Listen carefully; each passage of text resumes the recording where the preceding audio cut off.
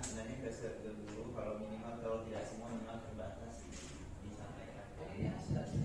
Baru mau dilakukan, baru artinya kita sudah pelajari dulunya, kita diminta mendesimasikan ini ke guru-guru di sekolah.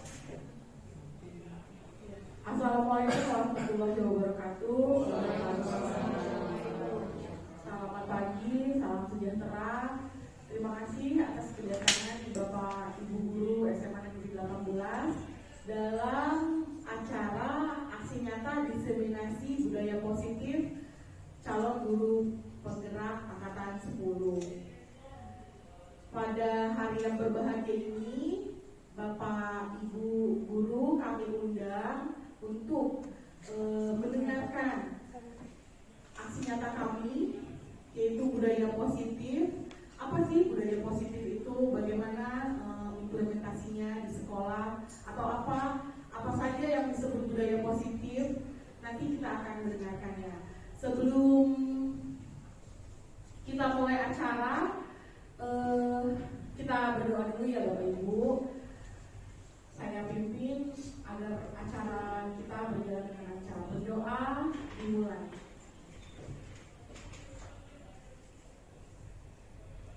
Berdoa selesai. Selanjutnya kita akan mendengarkan sambutan dari Kepala SMA Negeri 18 Jakarta yang sekarang akan disampaikan oleh Bapak Adriansyah. Jadi kepada Bapak Adriansyah, kami persilakan. Persilakan Pak. Maaf Pak, saya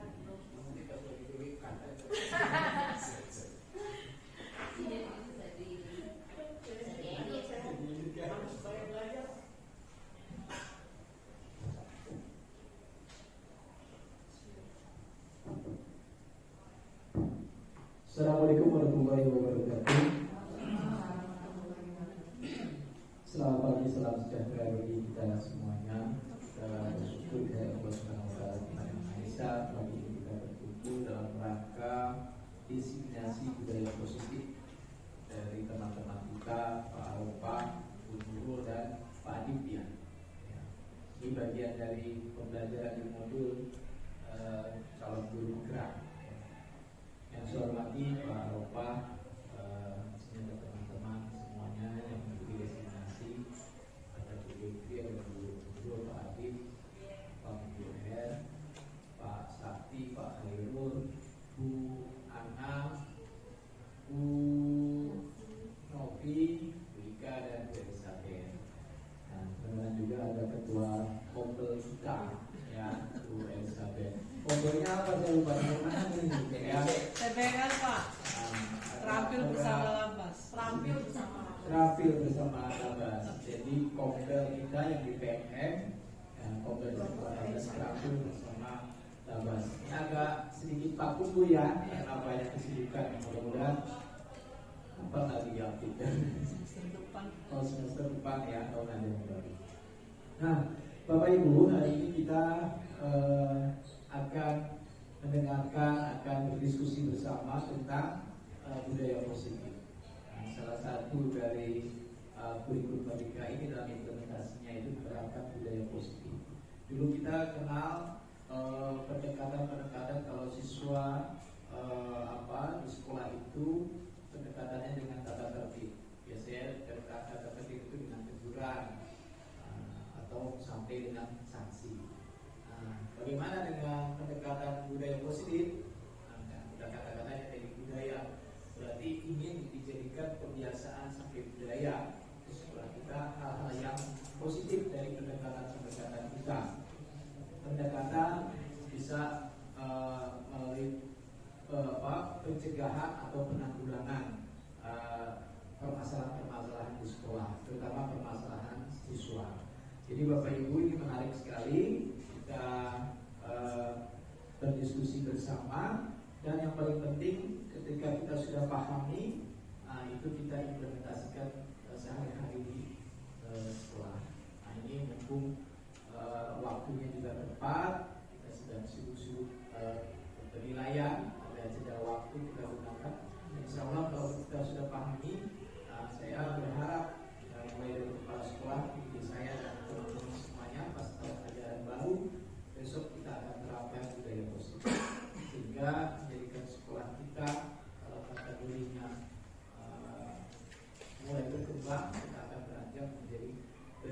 sesuai yang diharapkan.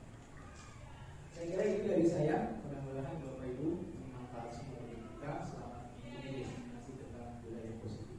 Terima kasih. Bila tadi kurang saya. Wassalamualaikum warahmatullahi wabarakatuh.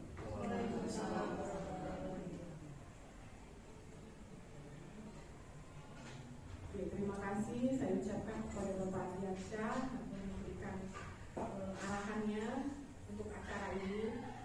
Acara selanjutnya adalah paparan dari Pak Arofah. Untuk materi yang pertama adalah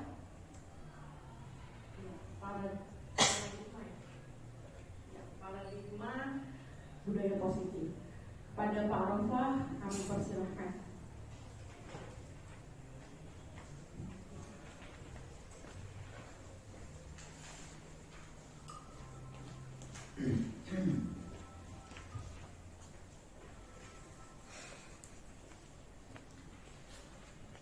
Bismillahirrahmanirrahim. Assalamualaikum warahmatullahi wabarakatuh.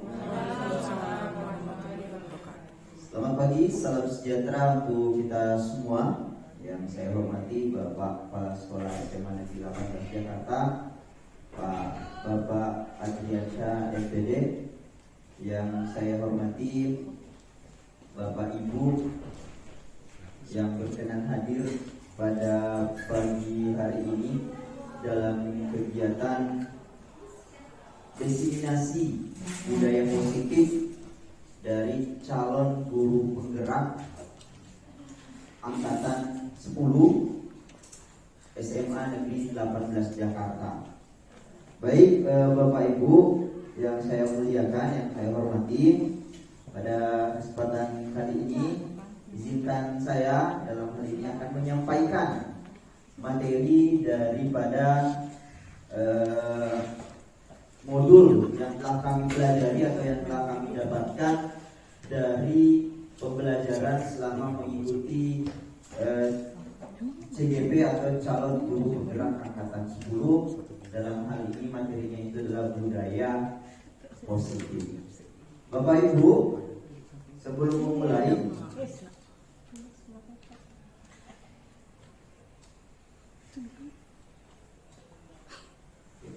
kita akan ice breaking terlebih dahulu Bapak Ibu ya. Boleh? Boleh lah. Biar lebih semangat nanti kita mengikuti kegiatannya, biar lebih fokus. Boleh Bapak Ibu, silakan berdiri Bapak Ibu. Ya, silakan berdiri Bapak Ibu. Mohon maaf ini berdiri. Kita akan mulai dengan ice breaking terlebih dahulu, melatih fokus Bapak Ibu. Apakah fokus atau tidak nih? Karena kan banyak tugas, ada kegiatan rapat, lalu hari ini dilanjutkan menyebut nilai. Tapi mudah-mudahan dengan kesibukan kita semua selalu tetap fokus, ya. Baik Bapak Ibu, untuk ice breakingnya begini. Kita akan bermain kejar daku kau kutangkap. Jadi Bapak Ibu nanti saling berpasangan satu dengan yang lainnya. Jadi ada masing-masing saling pasangan Bapak Ibu ya. Berhadapan.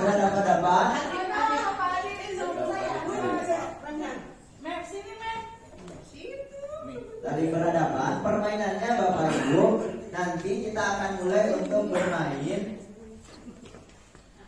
Tangannya nanti posisinya begini Bapak Ibu ya. Ya. Jadi enggak antara lawan dengan pasangannya saling menempel gitu. Jadi saling nempel Bapak Ibu. Jadi kalau misalkan nanti saya akan menceritakan tentang sebuah perjalanan dua anak manusia, ada Dani dan Dini, dua saudara kembar. Kalau misalkan yang saya panggil adalah, yang saya sebutkan namanya adalah Dani, maka yang Dini itu menghindar. Lalu Dani nangkap. Jadi tentukan masing-masing pasangannya siapa yang mau jadi Dani, siapa yang mau jadi Dini. Ya. Jadi perhatikan Bapak Ibu ya. Kalau Dini yang disebut, misalkan Dini yang disebut, Dini menghindar, narik tangan, tapi Dani yang nangkap. Kalau misalkan Dani yang disebut, berarti Dani yang menghindar, Dini yang nangkap. Jelas Bapak Ibu ya instruksinya ya? Oke. Maka yang disebut menghindar. Ya, ada yang disebut menghindar dan tidak disebut nangkap. Apa namanya kan begini posisi dulunya lah, dulunya. Jadi nempel Bapak Ibu nempel ya. Ya. Ini kita contoh ya. Misalkan nih contoh. Dini. Jangan menghindar saat nangkap. Oke. Atau gini aja deh Bapak Ibu biar gampang nangkapnya. Tangannya aja begini. Ini aja tangannya, posisi tangannya saling setengah salaman lah gitu. Ya gitu setengah salaman ya kalau langsung nangkap begini ya. Biar gampang nariknya ya gitu Bapak Ibu ya. Paham ya Bapak Ibu ya? Dini Dani. Oke, siapkan dengarkan ceritanya baik-baik. Pada suatu hari di sekolah SMA Negeri 18 Jakarta, orang tua mendaftarkan siswa-siswinya di SMA Negeri 18 Jakarta. Yang datang mendaftar hari itu adalah Dono.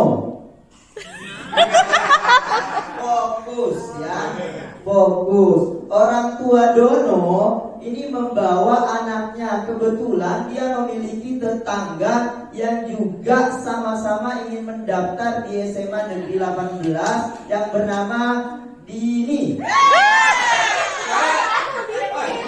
Ada yang ketangkap Bapak Ibu?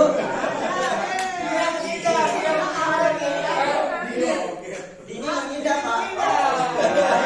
Berarti kurang fokus. Jadi kalau yang ditangkap berarti kurang fokus. Nah, sekali lagi ya Bapak Ibu, nanti kalau yang ketangkep berarti ada ininya Bapak Ibu ya, disuruh menghafalkan profil pelajar Pancasila. Ya. Oke, baik Bapak Ibu. Sambil mencari anaknya, Bapak Dita, Bapak Dita, bukan Dani.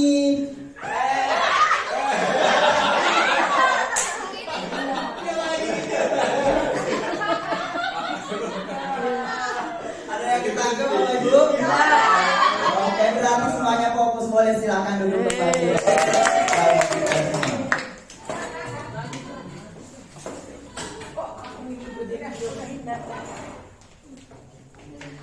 Ya, baik Bapak Ibu, mudah-mudahan kita selalu semangat, tetap sehat selalu untuk mengikuti kegiatan diseminasi pada hari ini tentang budaya positif. Baik Bapak Ibu, ini adalah tujuan pembelajaran kita. Yang pertama, CGP dapat menyampaikan pembelajaran dari penerapan konsep inti dari modul budaya positif serta mengenai konsep-konsep inti dalam modul budaya positif. Oke, baik Bapak Ibu, sebenarnya ada apa saja sih dalam budaya positif itu? Nanti ini Bapak Ibu ya bisa diperhatikan. Dari nanti budaya positif ini ada 7 tema utama dalam modul ini. Yang pertama Bapak Ibu ada perubahan paradigma belajar. Yang kedua ada disiplin positif. Yang ketiga ada motivasi perilaku manusia. Yang keempat ada kebutuhan dasar. Kebutuhan dasar manusia itu apa sih? 5 ada posisi kontrol restitusi. 6 itu adalah keyakinan kelas. Dan 7 adalah segitiga restitusi. Jadi dalam menerapkan budaya positif di sekolah, inilah yang menjadi landasan utama dalam penerapan budaya positif. Dan ini akan kami sampaikan dalam diseminasi pada pagi hari ini. Baik Bapak Ibu, sebagai pengantar atau awalan dari kegiatan kita atau penerapan sebelum masuk materinya tadi dari 7 materi Bapak Ibu, ini ada beberapa pertanyaan. Mohon dibantu Bapak Ibu ya untuk menjawab. Nanti diberikan alasannya setuju atau tidak setuju. Kalau setuju kenapa, kalau tidak setuju kenapa. Bapak Ibu, yang pertama, pemberian hukuman dapat mendisiplinkan siswa. Kira-kira dari pertanyaan ini Bapak Ibu setuju atau tidak? Ayo Bapak Ibu, nomor 1 pertanyaannya adalah pemberian hukuman itu dapat mendisiplinkan siswa. Setuju atau tidak Bapak Ibu? Oke, yang tidak setuju coba angkat tangan Bapak Ibu ya. Bu Devi silakan untuk memberikan apa alasannya kira-kira? Kalau memberikan hukuman itu cenderung membuat anak menjadi takut. Jadi bukan berarti dia mau disiplin. Jadi akhirnya dia takut. Nah, takut itu akan membuat dia menjadi apa ya? Tidak percaya diri juga. Jadi ya tidak pemberian hukuman itu tidak mendisiplinkan. Bukan berarti dengan diberikan hukuman dia menjadi disiplin, tapi dia menjadi takut.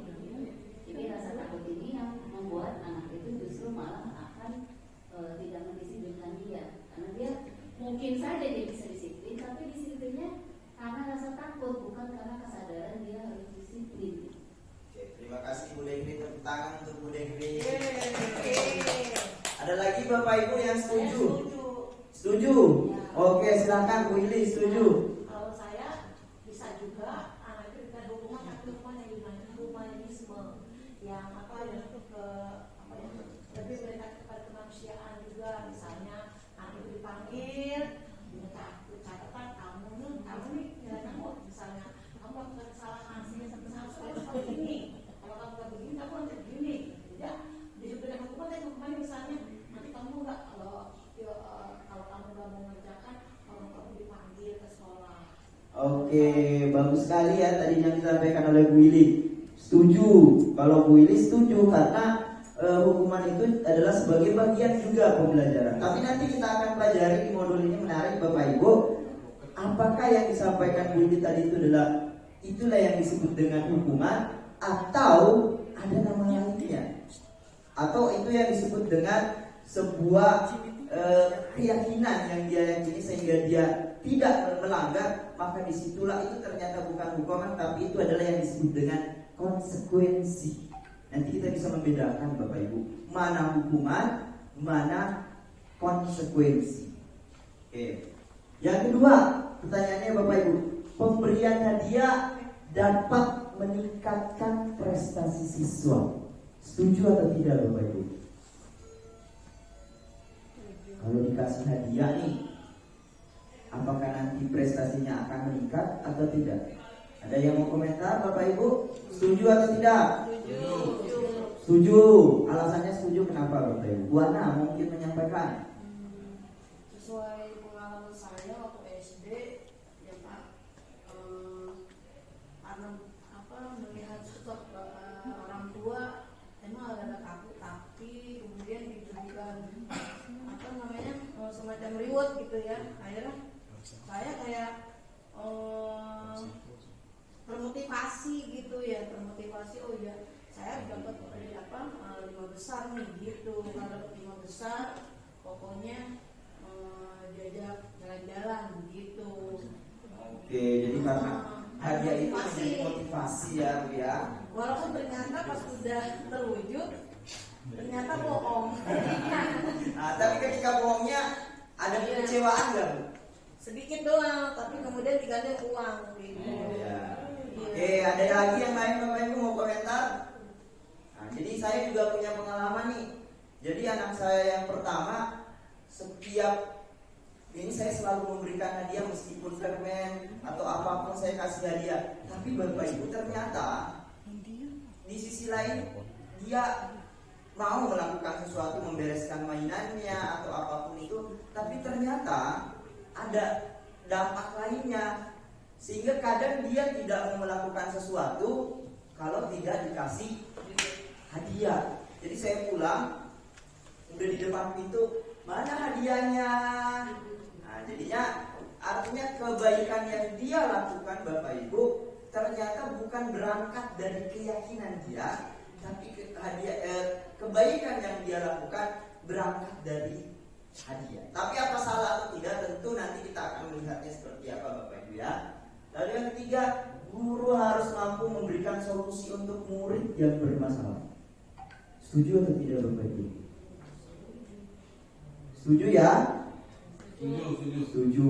Ya, sebagai guru kita harus memberikan apa solusi yang terbaik untuk setiap masalah kita. Meskipun Bapak Ibu, kita ini bukan pegadaian mengatasi masalah tanpa masalah.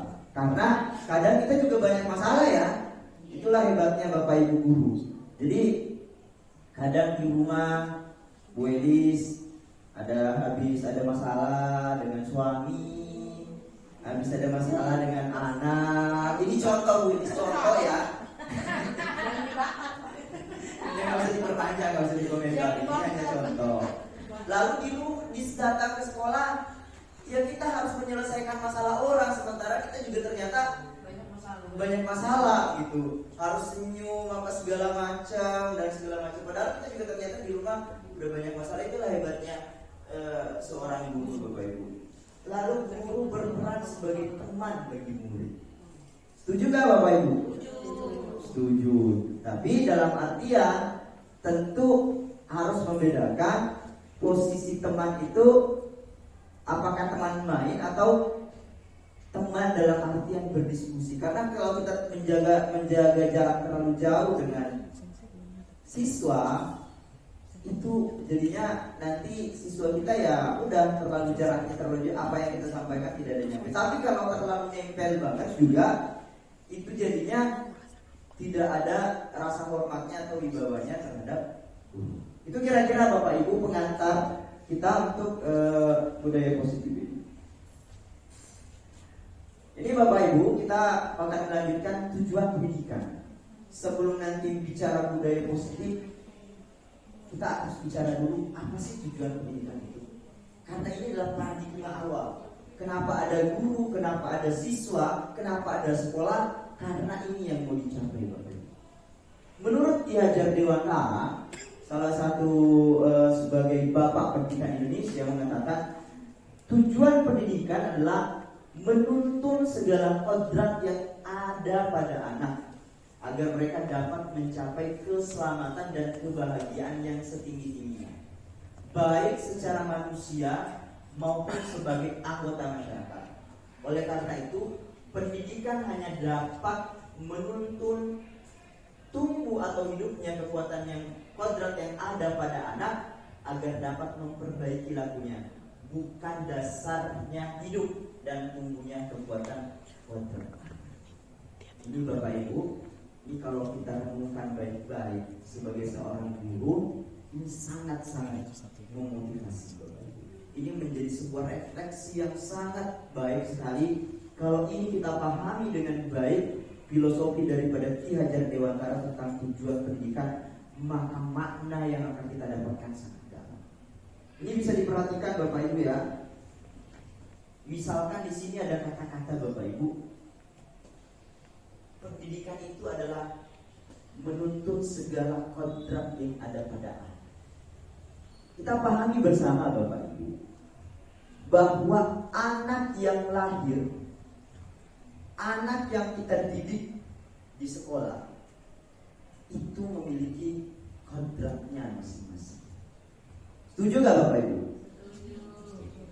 Jadi setiap anak yang lahir pasti sudah punya lahir dengan kodrat. Kalau dalam bahasa agamanya Bapak Ibu, itulah yang disebut dengan fitrah. Kalau bahasa agama Islam itu disebutnya dengan fitrah. Anak itu lahir dengan kodrat.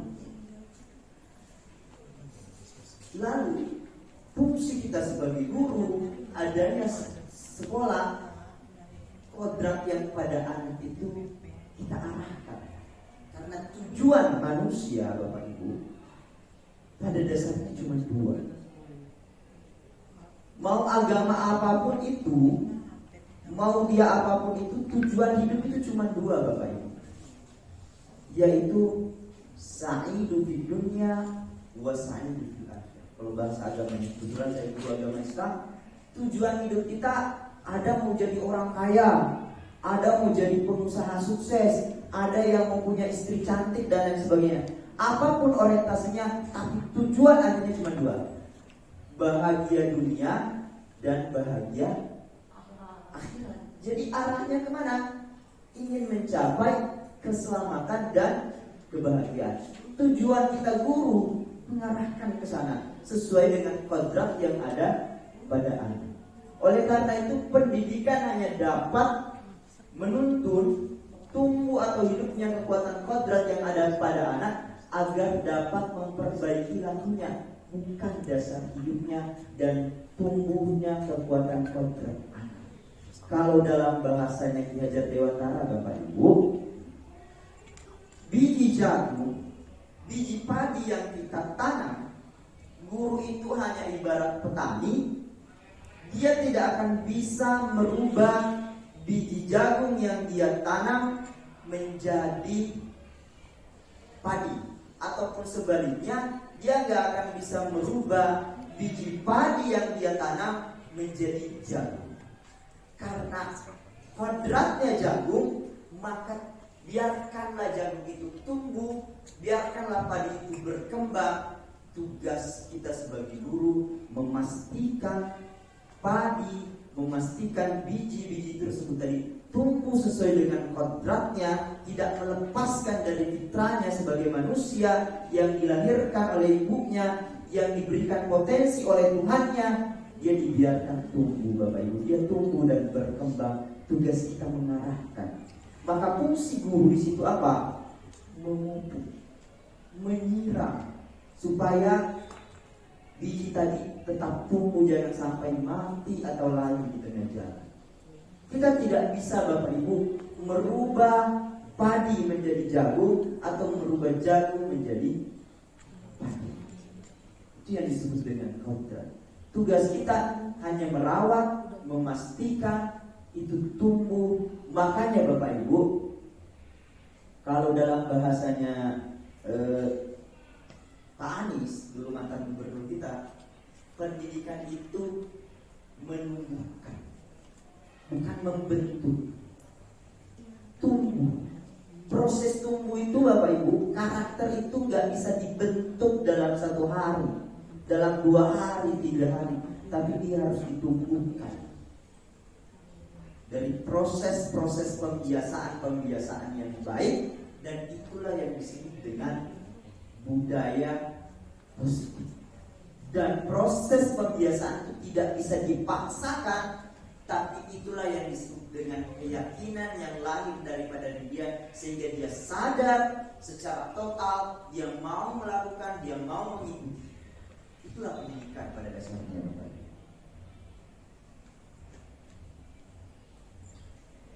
Makanya ini Bapak Ibu, budaya positif di sekolah yaitu nilai dan kebiasaan di sekolah yang berpihak pada murid agar mereka dapat berkembang menjadi pribadi yang kritis, yang penuh hormat dan bertanggung jawab sesuai dengan profil pelajar Pancasila.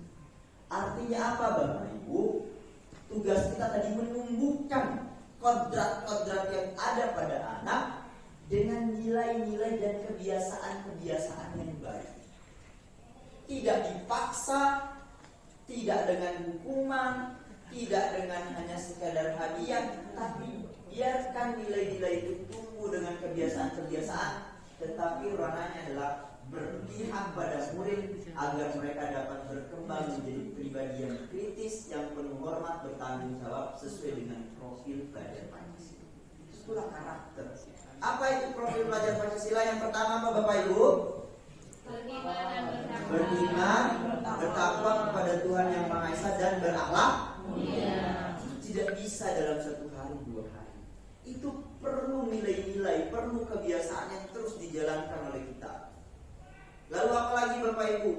Ada nilai yang kita tumbuhkan di profil pelajar Pancasila adalah kemandirian, berpikir kritis, kreatif, berkebinekaan global, gotong royong. Nilai-nilai itu kita tumbuhkan, Bapak Ibu, dari proses pembiasaan yang kita lakukan setiap hari, setiap saat. Disitulah sekolah hadir, disitulah kita hadir, bukan memaksa tapi membiasakan. Maka guru itu adalah teladan bagi siswa-siswi.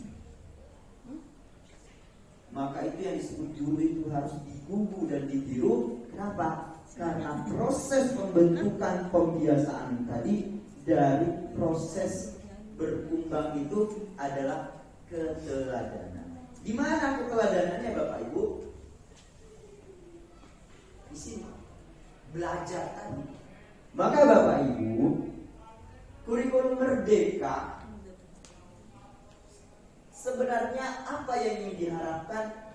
Berharap adanya perubahan paradigma belajar. Dalam membangun budaya positif, sekolah dapat menyiapkan lingkungan yang aman, nyaman agar siswa mampu berpikir, bertindak, mencipta dengan merdeka, mandiri dan bertanggung jawab. Paradigma belajar apa dari proses ini Bapak Ibu? Maka kita harus melakukan proses perubahan paradigma belajar. Dulu mungkin kalau kita zaman Bapak Ibu ya, atau termasuk zaman saya misalkan, kalau belajar itu kita masuk kelas itu kita harus duduk, diam, dengarkan apa kata guru. Itu disebutnya apa Bapak Ibu? Kalau pembelajaran itu disebutnya apa? Ya, biasanya disebutnya apa? Learning apa namanya? Teacher learning center. Itu pembelajaran berpusat pada guru. Apa itu salah? Enggak, tidak salah. Tapi kalau paradigma itu kita bawa ke sekarang, ya enggak bisa Bapak Ibu. Kalau dulu boleh, kenapa boleh? Karena kondisi pada waktu itu memang menuntut itu. Anak harus dibuat pasif supaya mereka mendengarkan, fokus dan segala macam. Kenapa? Karena di lingkungan mereka itu memang layanan pendidikan, sumber-sumber pengetahuan itu sangat-sangat terbatas.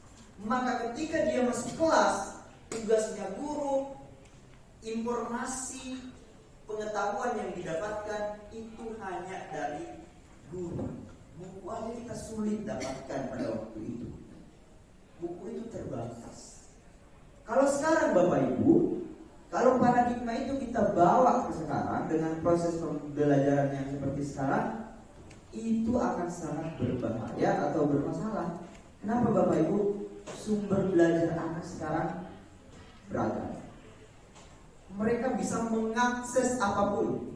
Bahkan mohon maaf, kalau kita bicara saat sekarang, anak itu bisa lebih hebat daripada gurunya, terutama kalau dalam bicara IT atau teknologi.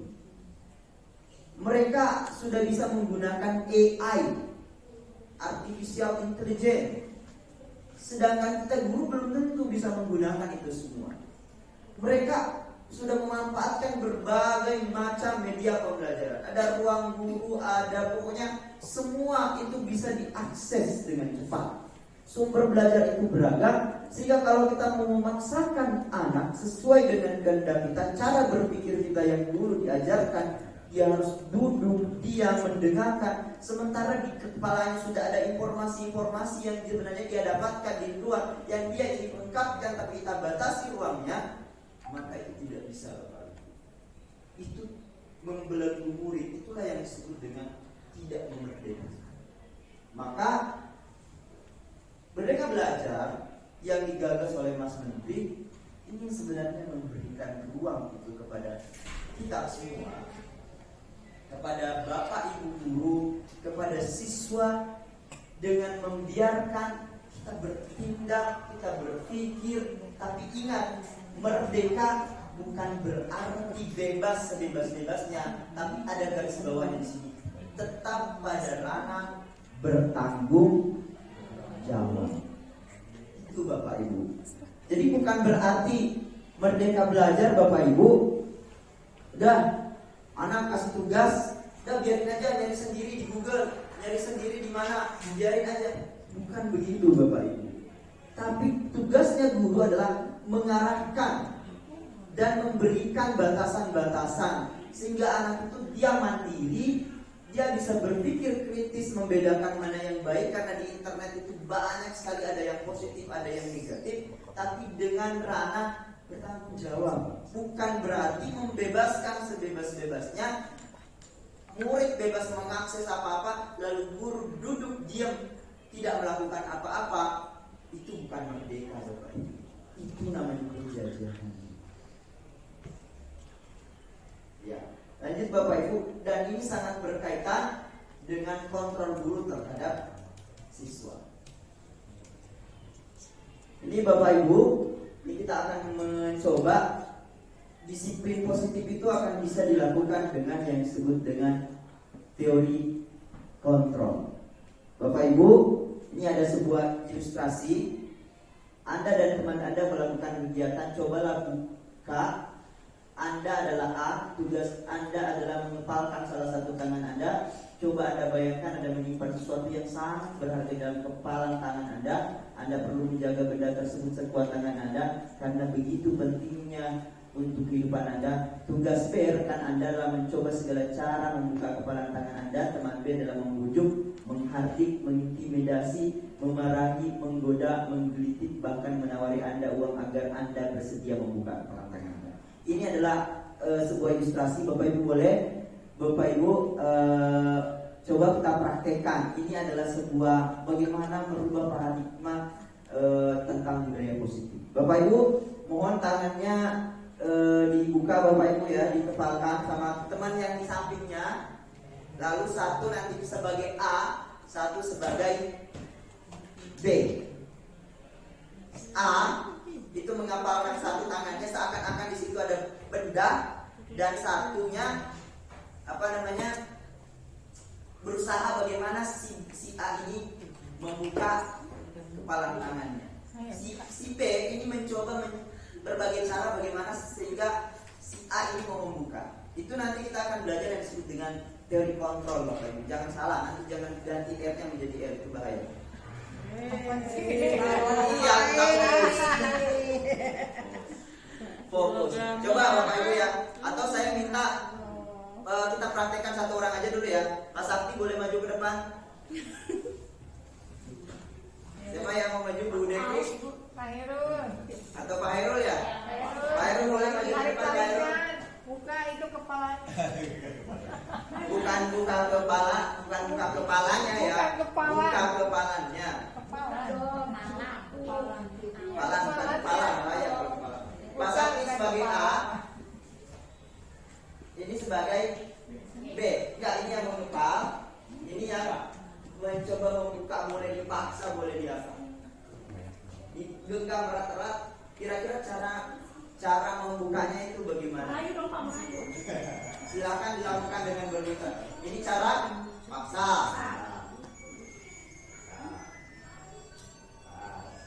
Keras, susah ya. Mau cara ganti cara lain nggak, Pak?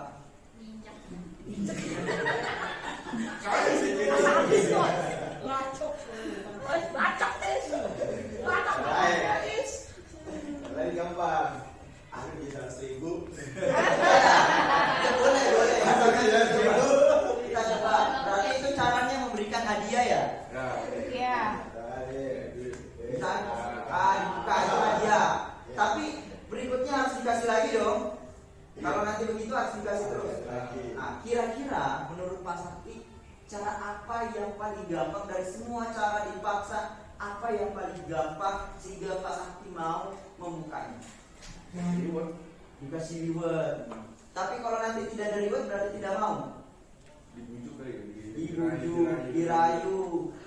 Tapi sampai kapan apa yang akan terus ada akan membujuknya? Sampai dia merasa sadar kalau emang itu harus. Berarti itulah yang disebut dengan keyakinan, Bapak Ibu. Ketika dia sadar bahwa kenapa dia harus membuka, memang mungkin caranya berbagai macam, tapi yang paling penting dari berbagai cara itu kita bisa berbeda-beda, tapi yang paling inti yang disentuh adalah membuka kesadaran. Tapi kalau dipaksa itu bisa melahirkan dendam nggak? Bisa. Kalau hadiah mungkin bisa, tapi berikutnya apa bisa seterusnya? Tidak semua kan bisa memberikan hadiah kepada kita. Maka yang paling baik itu adalah dengan apa? Dengan kesadaran. Itulah yang disebut dengan keyakinan. Ya, terima kasih. Tepuk tangan Bapak Ibu, silakan duduk.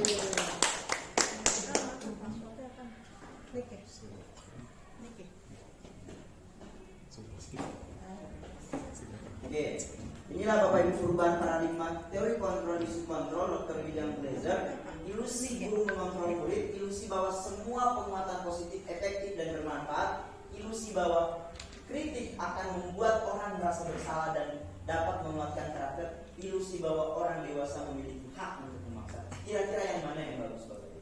Dari 1, 2, 3, 4, yang mana yang kira-kira sesuai? Tadi ini kan kalau ini adalah membuat orang merasa bersalah. Yang paling bagus adalah penguatan positif. Sehingga tadi dia sadar bahwa yang dia lakukan itu adalah memang bermanfaat. Kenapa? Ilusi bahwa orang dewasa memiliki hak untuk memaksa, itu tadi nanti akan berkembang. Dan ilusi guru mengontrol murid itu tadi akan menciptakan jarak antara seorang guru. Oke? Jadi ini disiplin Bapak Ibu. Nanti kita masuk pada materi disiplin. Disiplin itu berasal dari bahasa Latin yaitu disiplin artinya belajar. Jadi Bapak Ibu, disiplin itu bukan memaksa Bapak Ibu, tapi disiplin itu adalah belajar. Makna dari kata ini berkonotasi disiplin dari murid Socrates dan Plato. Disiplin dari membuat orang menggali potensinya menuju sebuah tujuan apa yang diinginkan. Jadi disiplin itu tidak boleh memaksa tadi mengukur, tapi bagaimana menggali potensi menuju sebuah tujuan apa yang diinginkan. Namun dalam budaya kita makna kata disiplin telah berubah menjadi sesuatu yang dilakukan pada seseorang lain untuk mendapat kepatuhan. Kecenderungan umum adalah menghubungkan kata disiplin dengan ketidaknyamanan, bukan dengan apa yang kita hargai pada pencapaian satu tujuan. Sehingga ketika kita mendengar kata disiplin, kamu kenapa terlambat? Kamu gak disiplin ya? Sehingga disiplin itu menjadi sebuah kata yang negatif. Padahal disiplin itu sebenarnya maknanya adalah makna yang positif. Karena disiplin itu adalah merubah sesuatu dan kita sadar kenapa kita melakukan. Bukan hanya memaksa orang melakukan, tapi dia tidak tahu kenapa dia harus melakukan itu. Disiplin adalah kemampuan memerintah diri sendiri dalam mengontrol dan menguasai diri untuk memilih tindakan yang mengacu pada nilai-nilai kita hargai dengan bertanggung jawab tanpa berpindah pada orang lain. Nilai-nilai yang kita hargai adalah nilai-nilai kebajikan sifat manusia yang merupakan tujuan mulia yang dicapai setiap individu, yaitu nilai-nilai pada profil belajar Pancasila. Itu adalah yang disebut dengan disiplin Bapak Ibu. Motivasi perilaku manusia, teori motivasi perilaku manusia. Manusia itu ada Bapak Ibu, ada motivasi eksternal dan ada motivasi internal. Untuk menghindari ketidaknyamanan hubungan, apa yang akan terjadi apabila saya tidak melakukan? Jadi ini cara memotivasi kita Bapak Ibu. Kita harus menghadirkan untuk menanamkan nilai budaya positif tadi. Harus sebagai guru yang sebagai posisinya adalah memberikan motivasi eksternal, kita harus memberikan menghindari ketidaknyamanan apa yang akan terjadi apabila saya tidak melakukannya, untuk mendapatkan imbalan dari orang lain apa yang akan saya dapatkan apabila saya melakukannya, untuk menghargai diri sendiri menjadi sesuai harapan kita. Ini adalah tahapan-tahapannya Bapak Ibu. Dari apabila saya tidak melakukannya, resikonya apa? Lalu kalau saya melakukannya bagaimana? Sehingga lahirlah motivasi internal menjadi tujuan disiplin positif. Jadi diawali dari eksternal, lalu lahirlah kesadaran itu menjadi sebuah keyakinan baik dari siswa itu sendiri, sehingga dia mau melakukan dan dia sadar kenapa dia harus melakukan, sehingga itu tertanam menjadi sebuah keyakinan dari apa yang dia lakukan. Merdeka, menurut Ki Hajar Dewantara, merdeka itu Bapak Ibu artinya tidak hanya lepas dari perintah, akan tetapi juga cakap buat memerintah diri sendiri. Ini yang paling penting Bapak Ibu dalam sebuah merdeka. Jadi bukan hanya kita tidak diperintah, tapi ketika kita sadar, kita mampu mengontrol diri kita sendiri untuk memerintah diri kita sendiri. Inilah makna yang dimaksud oleh Ki Hajar Dewantara. Itu kira-kira untuk kata disiplin.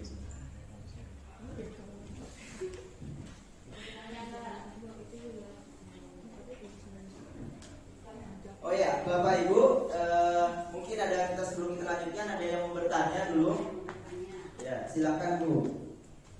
Ya. Assalamualaikum warahmatullahi wabarakatuh. Terima kasih atas kesempatan yang diberikan kepada saya. Tadi kita menyimak ya dan menyimpulkan bahwa disiplin yang baik adalah disiplin yang lahir dari dalam diri seseorang, karena dia meyakini bahwa dengan itu baik untuk dilakukan. Ya apa ya? Kalau tidak salah seperti itu. Nah sekarang kita di sekolah nih, umumnya semua disiplin itu kan berlaku dengan pengawasan. Tanpa pengawasan nggak akan ada terjadi disiplin. Ya nggak Pak? Ya betul, setuju Bu. Ya kan? Nah di sini gimana caranya? Cara kita apa ya? Cara kita sebagai pendidik supaya anaknya itu tidak diboro-boro terus.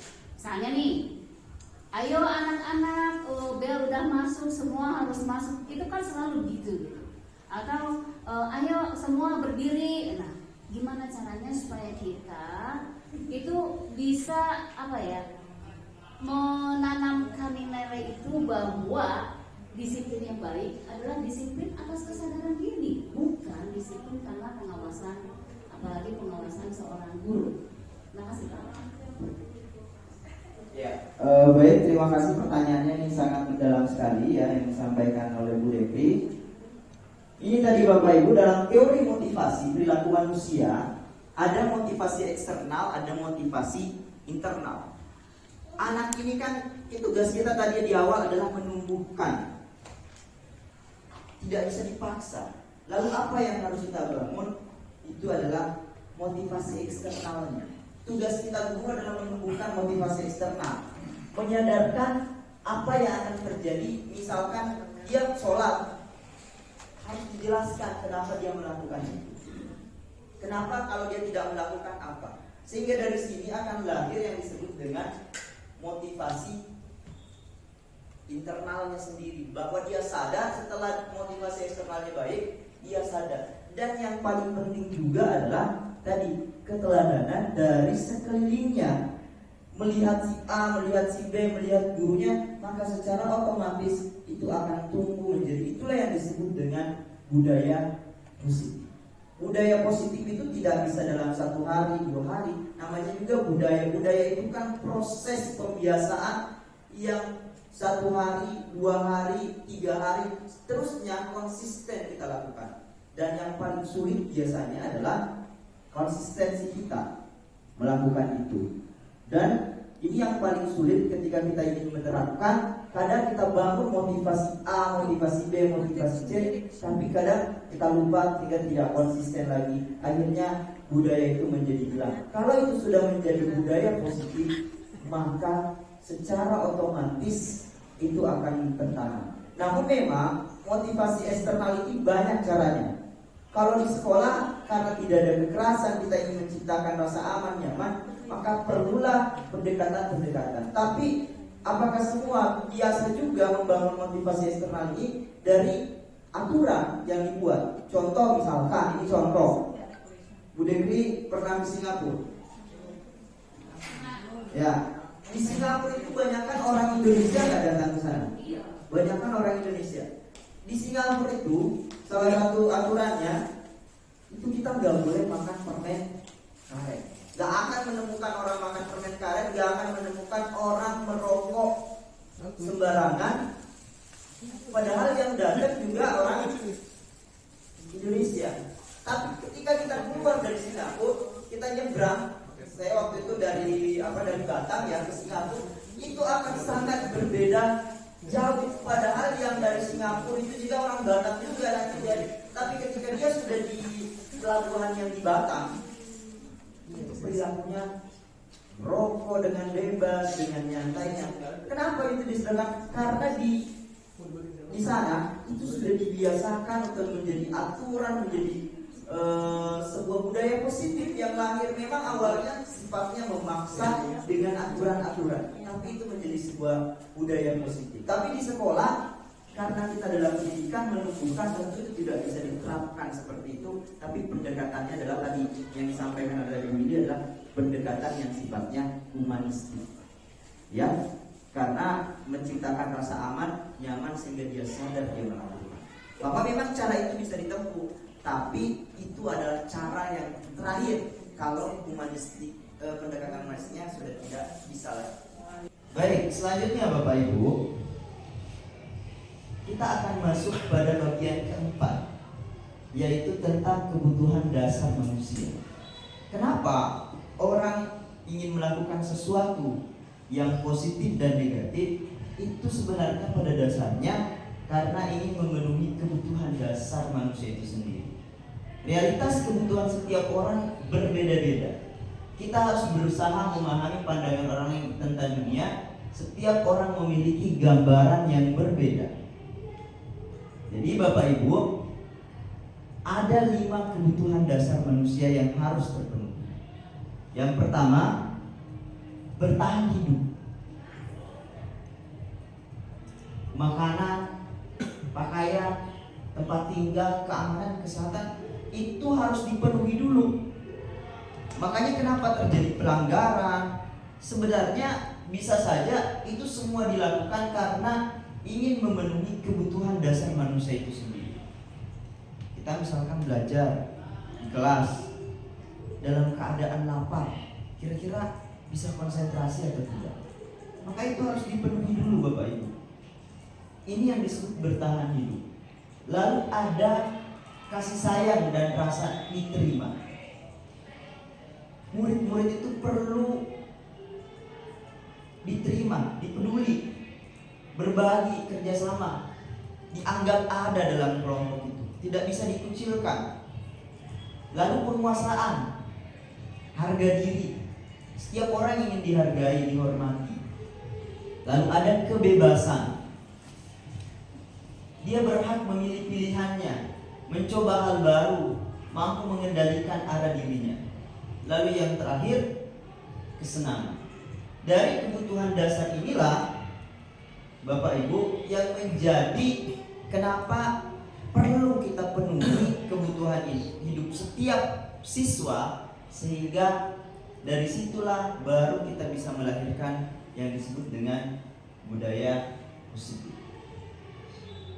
Bapak Ibu, dalam sebagai guru, ketika kita ingin menguasai atau melahirkan budaya positif, maka perlu memahami bagaimana karakteristik siswa tersebut. Apakah sesuatu yang dia lakukan, baik itu positif atau negatif, itu pasti ada motifnya. Motivasinya apa? Motivasinya tadi apa? Yaitu memenuhi kebutuhan dasarnya. Maka seorang guru harus memahami yang disebut dengan posisi kontrol guru.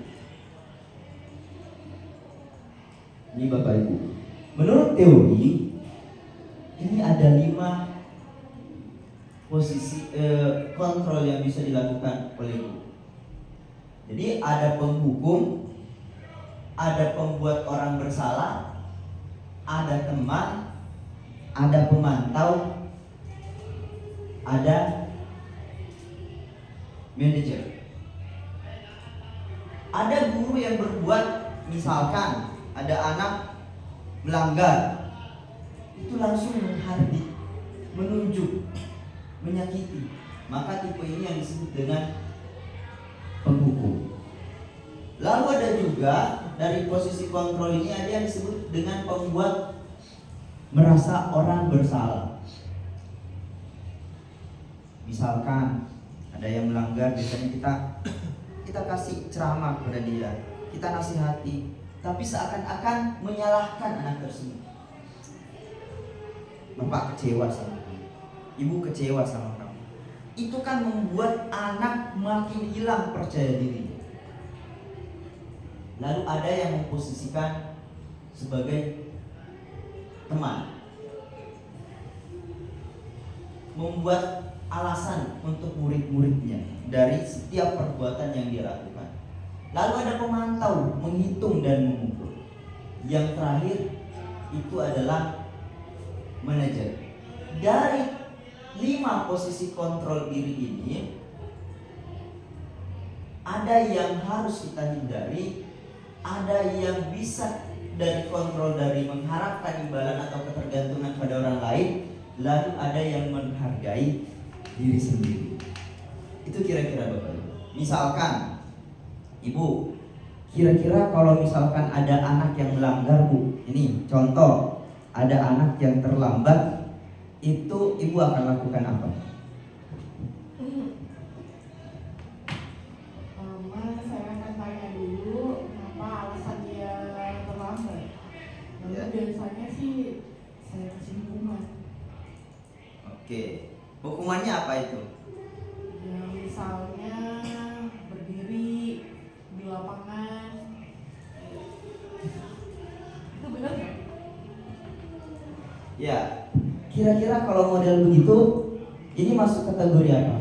Tipe guru begitu, penghukum, pembuat merasa bersalah, teman, atau pemantau atau manajer? Kalau dari bacaan ini. Hukum. Jadi Bapak Ibu, kalau menghukum, apa hasilnya nanti?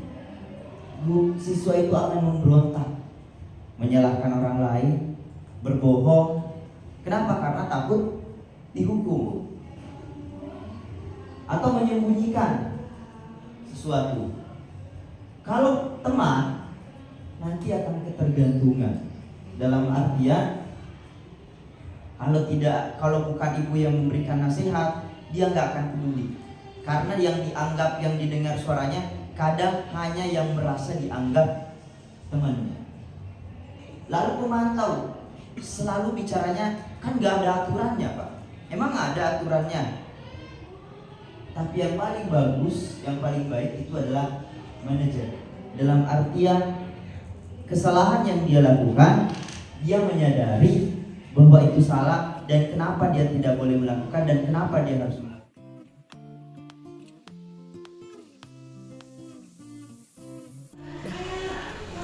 Bagaimana pendapat Pak Adri tentang diseminasi budaya positif oleh guru penggerak? Apa kesan dan pesan untuk kami CGP?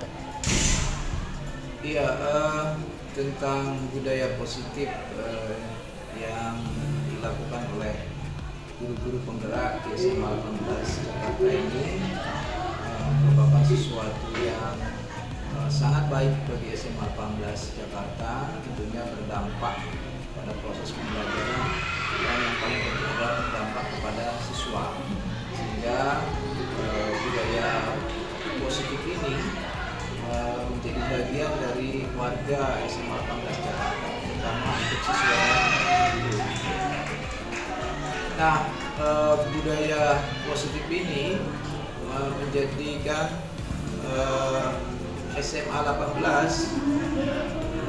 adalah juga merupakan sekolah penggerak, salah satu sekolah penggerak di DKI Jakarta ini, yang memang kita arahkan pada implementasi budaya positif ini di sekolah, seperti kebutuhan kurikulum, bahwa paradigma sekarang di sekolah ini adalah sudah berubah, yang mungkin dulu pendekatannya adalah sanksi hukuman, nah sekarang harus dikembangkan kepada budaya positif.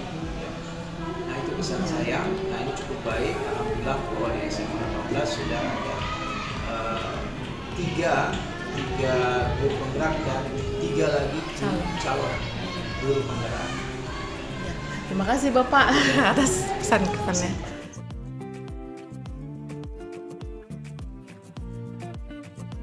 Willy, apa kesan Ibu dan pesan Ibu mengikuti acara diseminasi dan untuk kami guru penggerak? Ya, oke. Terima kasih atas kesempatan yang diberikan kepada saya.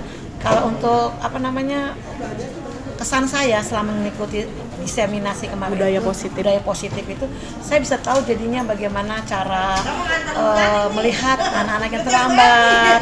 Dengan budaya positif kita bisa memberikan semacam mengingatkan mereka dengan cara yang bisa mengena dengan di hati mereka. Saya bisa juga membedakan antara konsekuensi dengan hukuman. Yang saya tidak tahunya, saya selama ini tahunya kan hanya hukuman, ternyata ada juga yang namanya konsekuensi. Jadi kita bisa tahu perbedaannya. Pesan untuk kami guru penggerak? Ya, kalian semangat untuk mencari lagi lebih baik lagi ilmu pengetahuan yang berhubungan dengan fokus kepada murid gitu. Terima kasih ya Bu Ili. Ya, sama-sama. Sehat ya Bu.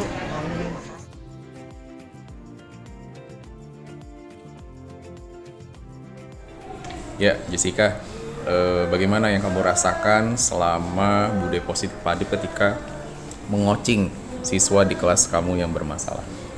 Jadi kalau menurut saya, Bapak dalam menangani siswa yang bermasalah di kelas itu cukup bagus karena kita tuh ngelihat Bapak nggak kayak apa sih, bahasa sekarang tuh kayak menye-menye sama siswa-siswa segitu. Kalau misalkan mereka melakukan kesalahan, mau nggak mau mereka harus mempertanggungjawabkan apa yang mereka lakukan. Baik itu Bapak tuh sering, misalkan Bapak udah ngasih peringatan sekali, 2 kali, tapi nanti kalau misalkan yang ketiga kalinya Bapak kasih peringatan, itu Bapak udah langsung gituin anaknya biar dia nggak ngelakuin hal tersebut Ada lagi. perjanjian ya sebelumnya. Dengan menggunakan perjanjian maupun hukuman-hukuman yang kayak tidak fisik tapi yang bisa membuat mereka tuh ngerti ternyata perbuatan mereka yang mereka lakukan itu salah. Oke. Terima kasih Jessica untuk inputnya. See you next time.